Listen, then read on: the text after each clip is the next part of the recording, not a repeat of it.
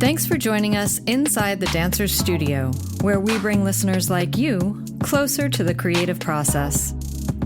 Inside the Dancers Studio is a program of the National Center for Choreography at the University of Akron as part of our Ideas in Motion initiative. This episode was recorded in the presence of a live audience in the spring of 2022. Today we join Christy Bolingbroke, our Executive Artistic Director, in conversation with New York City-based performer and educator Courtney Lopes. Born and raised in Bermuda, Courtney trained at the University of North Carolina School of the Arts for high school and went on to receive her BFA in dance from SUNY Purchase. She now dances with Dance Heginbotham, MeenMoves, Susan Bernhard Danceworks, Kathryn Alter Dancers, and Megan Williams Dance Projects. And she's a professor at Rutgers University's Mason Gross School of the Arts. Courtney is also trained in Dance for PD, a specialized dance class series for people living with Parkinson's disease, which she enjoys sharing with communities across the U.S. and around the world. I'm wondering if you might share, how did you know you wanted to be a dancer or to be an artist? Is there a particular moment, an aha, that you knew you were going to go on that path? Yeah, actually there was. I was about 7 years old. That sounds crazy, but I was that young. And I took my first modern dance class. And they were like rolling around on the floor. We were barefoot. There were like no rules. You know, it was very much, we're just going to move together.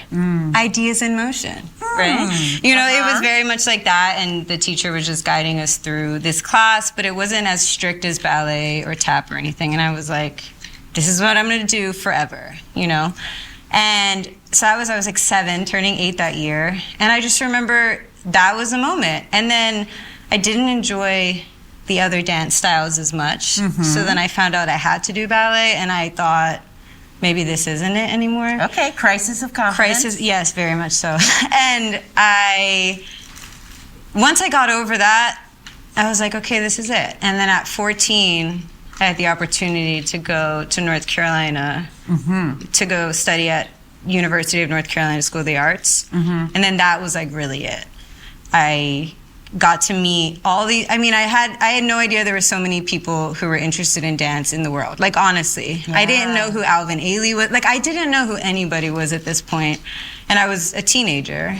And I just like got into this like art world, and I was like, wow, this is where I belong. And I'm from Bermuda, which is so small, very different now than what it was when I was 14, but very island-minded. That's like a real thing. Yeah. So to see something that was completely the opposite of that, I was like, okay, we're coming. Yeah. So then I auditioned and went. I auditioned. I didn't get in. That's the actual moment. That is literally the one moment where I was like, this is not happening. I'm going. You know, we're doing this. So I just went for the summer, and I started 3 weeks later. Moved to North Carolina, and then that was it. Like, that was literally it. That was my moment. I guess there's like 3 moments. Well, I you love, know, but you know, not to imply that it's a linear, right? And it's certainly navigating a creative career is not so easy that you just decide and it happens, right? No. But that I like to say it's a choose your own adventure. 100%. But that means you're constantly being questioned and having to make choices, as opposed to there are some other fields and jobs that are a little bit more predictable. Yeah. And so I appreciate that you've had to choreograph and navigate that yourself. Yep. After having that introduction, in your teen years, now as a working professional, and you dance for multiple artists, what do you look for in a choreographer or in a potential project? I think that's also changing a lot for me, especially now the older I'm getting. In the beginning, you know, I went to SUNY Purchase for college, and I graduated, and I was like, I'm just going to take any job I can get. Right. That's real. That's real. Paid or not paid, you do it. And I did that for like maybe 2.5 years, and I realized like, okay, no, this is not happening anymore. You know, like you start to figure it out. And then I was like interested in styles of dance, like very into Limon. Like that was my thing. So I was really reaching out to choreographers and teachers that I'd had in the past who they were making work that was in that kind of style. So in the beginning, it was more about what I want to be performing, you know, like very emotional, fluid dancing. And then I met John Heginbotham, actually, like after my 2 years of just choosing people that I thought I would enjoy performing there. That's literally it. Nothing about their choreography other than the movement itself. Okay. Then I met John, and it was the complete opposite of that. It was super musical. It was really technical. It was like fast, sharp. I actually taught the piece here while I was at Akron. I taught the piece that I learned, and it was like witty, very different, and made me so uncomfortable because I had no idea how to like act, quote unquote, act on stage.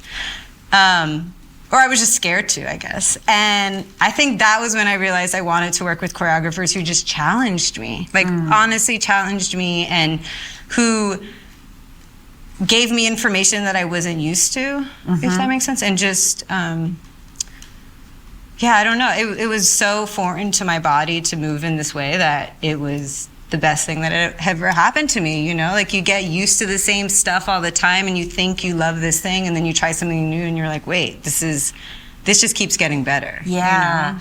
I mean, you remarked a couple times how your own response to the field is changing as you age, but I think what you've also tapped on is how the labor force is changing, whether you're going to be a dancer or you're going to go work at a bank. I think people don't work with the same organization for 20 or 30 years anymore because they want that challenge. Right. They want to feel that they're somehow advancing and moving along and trying new things that can be exciting. Yeah. Not everyone, but a lot of the workforce, I think, certainly looking for that beyond a paycheck as well. Yeah. In the spirit of things are changing, so during COVID, Dance Heginbotham embarked on a project called 24 Caprices. And this was in response to a violin series of Caprice by Paganini. And John, not knowing how long the pandemic would go on, said, I'm going to make a dance for all 24 of these songs. And I think they're up to 7 or 8 now. 8, yeah. Yeah, 8. And one of them you made, as these were also made on video, and you made a Caprice at your dad's party store in Bermuda. Yes. But John wasn't there. So I'm really curious, like, can you talk about what is the choreographic process? Yeah. Particularly when you are not the lead choreographer, but yet being directed and from afar during, I don't know that it gets more 21st century than pandemic times. No. So. Well, okay, a little back history is that, so we started making those Caprices.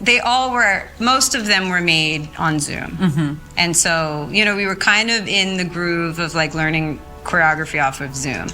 But I think what John had in mind about what this party store was very different than what it actually was, because it's tiny. Like everything in Bermuda is tiny. The people, the structures, the room, everything is so small. Land is at a premium. Oh yeah, it's like 21 miles long, you know? And so he's like, okay, I'm learning all this material in a studio at first. I think I was in a studio at first, and he taught me all of the movement he wanted me to learn through Zoom. And then the next rehearsal, we also made it in like 1 week. It was very quick. So then the next rehearsal, he's like, can you just send me a video of the party store? So as I'm sending it, it's like the aisles are like this big. You know, they're actually 3 or 4 this feet. Big. Yeah, 3 or 4 feet. And it's so small. And you're just, you know, I'm doing this movement and like my arms can't do what they need to be doing. My legs can't do it. And I also just am running out of space. And John was just like, it's going to be okay. It's going to be okay. But then he was like, we're going to figure it out. So I never even really spent that much time by myself. I was working at the party store a lot as well. So I felt like I really knew it. I rearranged some stuff. And then we just went through the entire dance. And he would be like, try it over there, try it over here. And I was like, John, it's not going to work. You know, there were so many things that didn't work and so many things that did, but he just fully trusted me. And I think that's what I'm learning about working with John specifically. It's been 9 years together that, like, I don't know, I feel like I now can voice my own opinion very much so. Is both ways for you to be able to, you know, speak up. That's huge. Exactly. And I'm like, this is not working, you know. And so we together went through every single movement.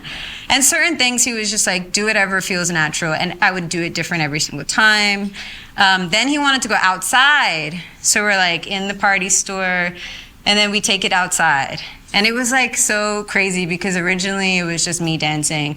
And then he's like, no, you need props. So then it was the 7th Caprice. So we had a balloon that was like the number 7.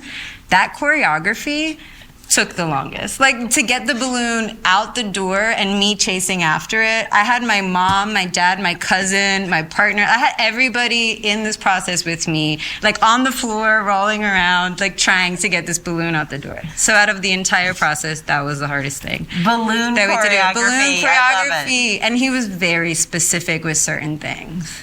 And that was one of them. And sometimes that's also, I think, a 21st century practice or activity is whereas I would typify in the 20th century, you mentioned Lamone, there's a technique. Yes.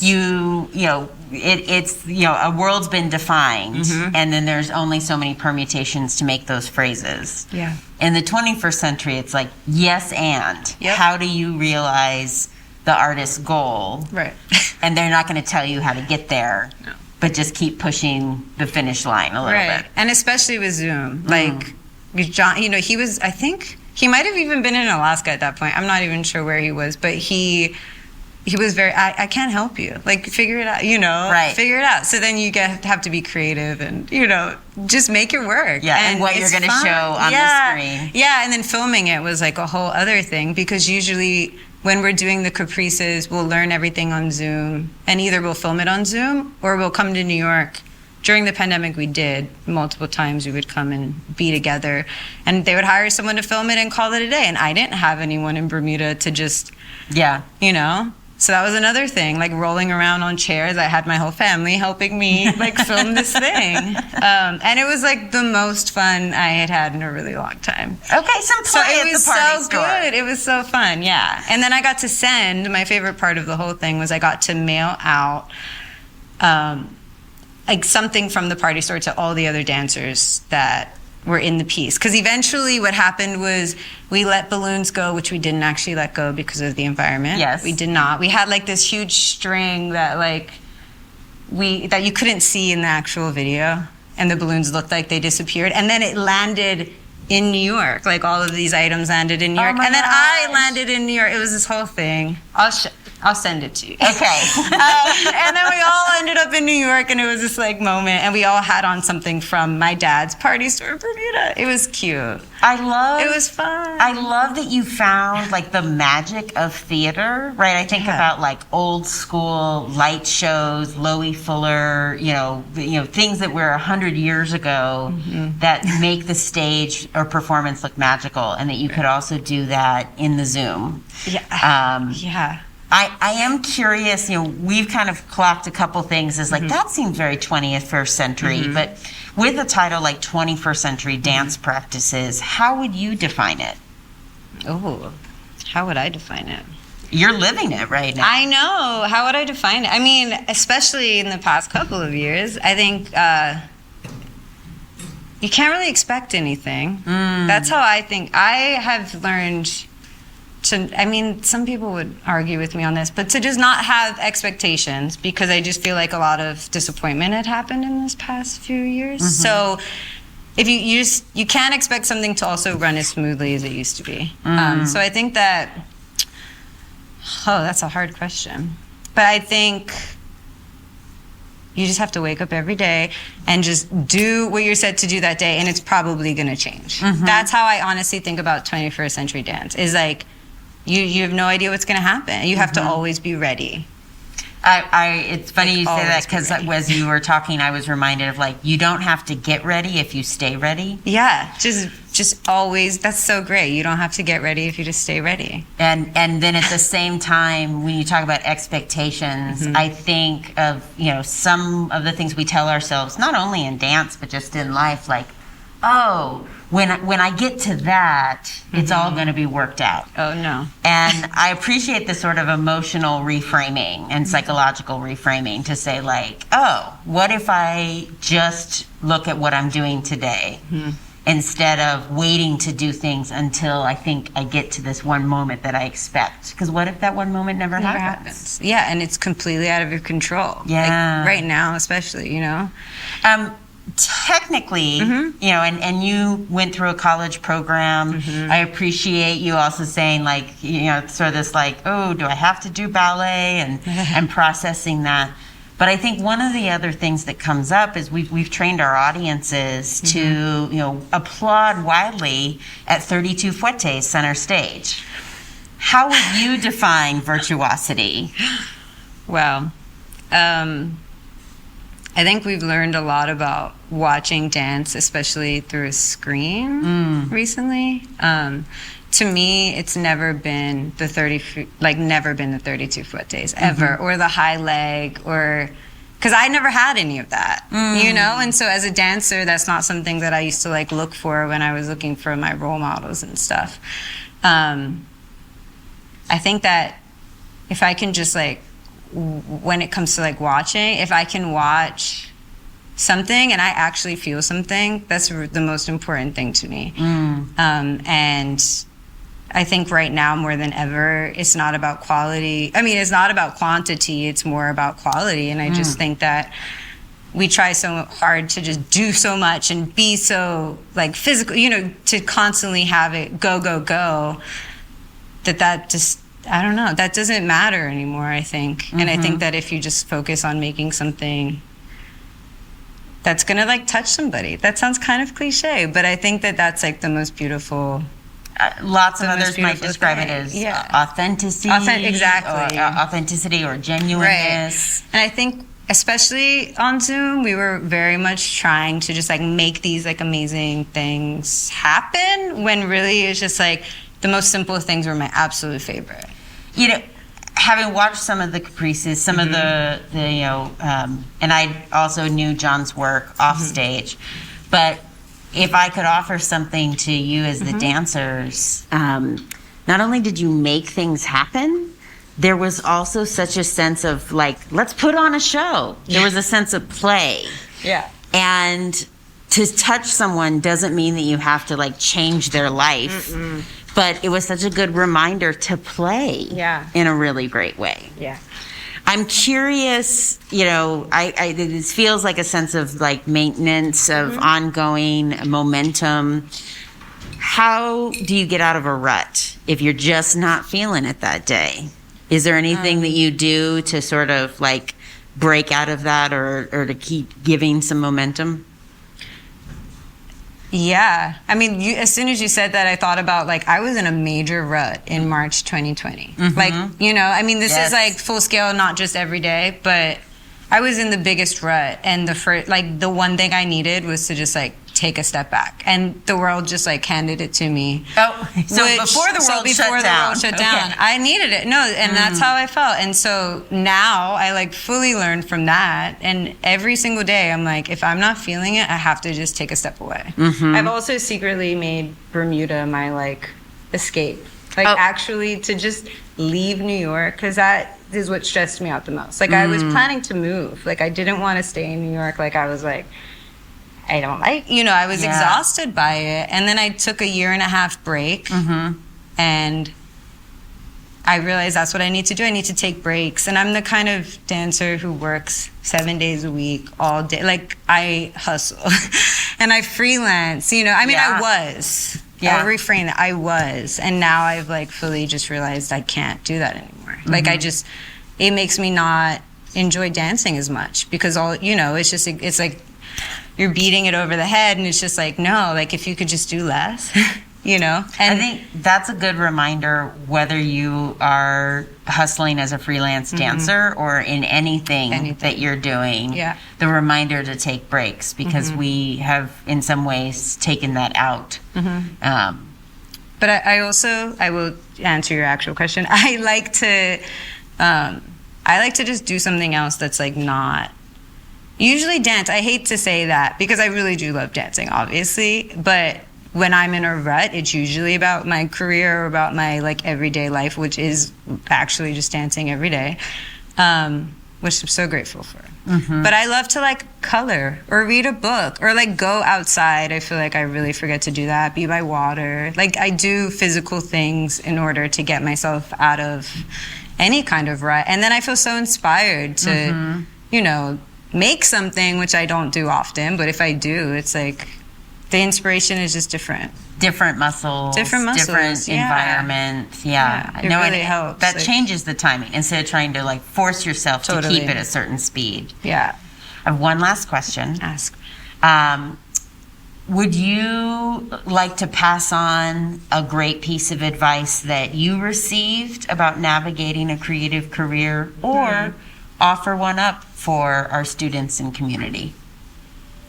I think I will always offer up the don't give up, because as a dancer who, has had to really work hard for everything, it's cliche, but I really mean it. Like, don't stop trying, because I really do. I mean, I had people tell me that, and I think I gave up so many times in my head, and when I would like stop and just remember those things or those moments, then it's like, no, you got this. You can keep going, like you think you're going to give up. But I think someone told me that, and I keep going with that. And I still, to this day, at 31, I still keep going with it. Don't stop also. I feel like people give up too easily, especially in this career. It's really difficult. I love that. Thank you for being so personal with us and for sharing your perspective. Please join me in thanking Courtney. Thank you for having me. Inside the Dancers Studio Lunchtime Talk Series is supported by NCCAkron, the University of Akron, the University of Akron Foundation, and the Mary Schiller Myers Lecture Series in the Arts. Our podcast program is produced by Jennifer Edwards. Ellis Roven is our composer and editor. Theme music by Flaco Torres. Cover art by Micah Kraus. Special thanks to Kat Wentz and the team on the ground in Akron, Ohio. To learn more about NCC Akron, please visit us online at nccakron.org and follow us on Instagram or Facebook at NCC Akron. We hope you enjoyed this episode, and we encourage you to subscribe on your favorite podcast streaming platform by searching for Inside the Dancers Studio. Please share with your friends, and if you'd like to help get the word out, rate us and leave a review on Apple Podcasts. Thanks for listening, and stay curious.